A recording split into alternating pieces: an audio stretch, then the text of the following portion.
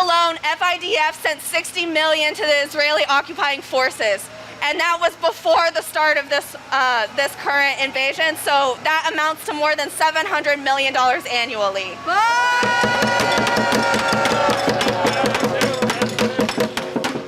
Houston is part of an international effort to shut Elbit down.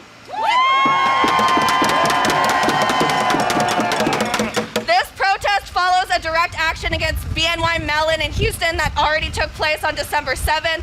Our protest joins many others at BNY locations in Atlanta, New York, San Francisco, and more, demanding that BNY end its investment in Elbit Systems and terminate its role as the manager of the FIDF Donor Advised Fund. These nonviolent direct actions against BNY Mellon will continue across the country until our demands are met.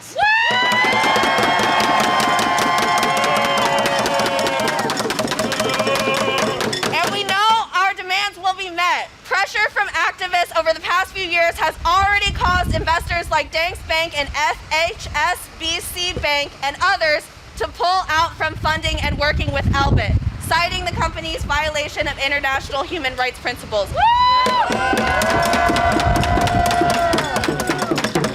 Since October 7th, we've seen historic numbers of Texans protesting to demand an end to Israel's assault on Gaza and the ongoing occupation of Palestine.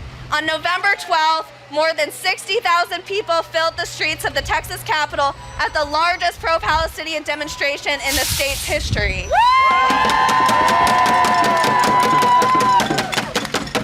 Now, more than a month later, politicians such as Lizzie Fletcher and Sylvester Turner continue to pledge support for Israel's unending campaign of violence, ignoring daily calls from their constituents for a permanent ceasefire.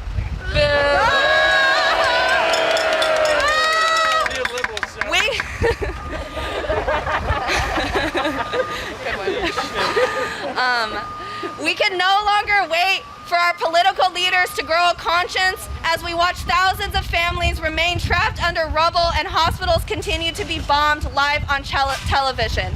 The urgency of this moment calls for Houstonians and all Texans to take direct action now against genocide profiteers operating in our backyards. The people manufacturing drones and funding IDF soldiers are right here where we live, in this building.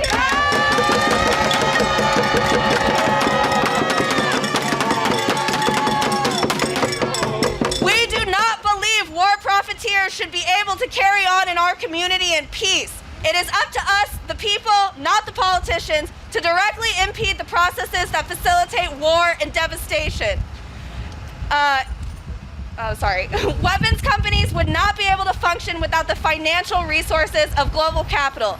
Houston, as a center of industry and as a global port, is a critical site for anti-fascist struggle and resistance. From Houston to Palestine, our struggle for liberation is shared.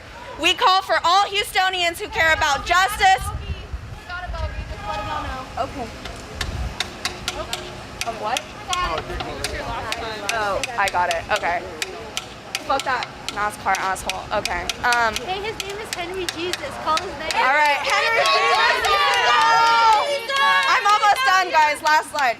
We call for all Houstonians who care about justice and the preciousness of life to stand with us as we oppose companies like BNY Mellon who profit off the war machine. All right.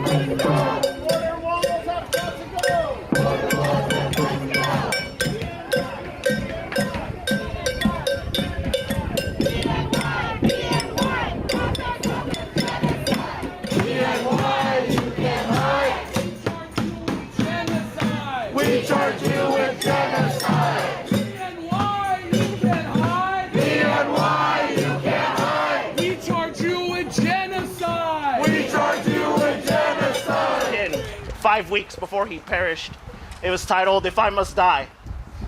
And I will be reading it now. If I must die, you must live. To tell my story, to sell my things, to buy a piece of cloth and some strings, make it white with a long tail, so that a child somewhere in Gaza, while looking heaven in the eye, awaiting his dad who left in a blaze and bid no one farewell, not even to his flesh, not even to himself, sees the kite, my kite you made, flying up above, and thinks for a moment an angel is there, bringing back love. If I must die, let it bring hope. Let it be a tale. BNY Mellon, funds the IDF! BNY Mellon, funds the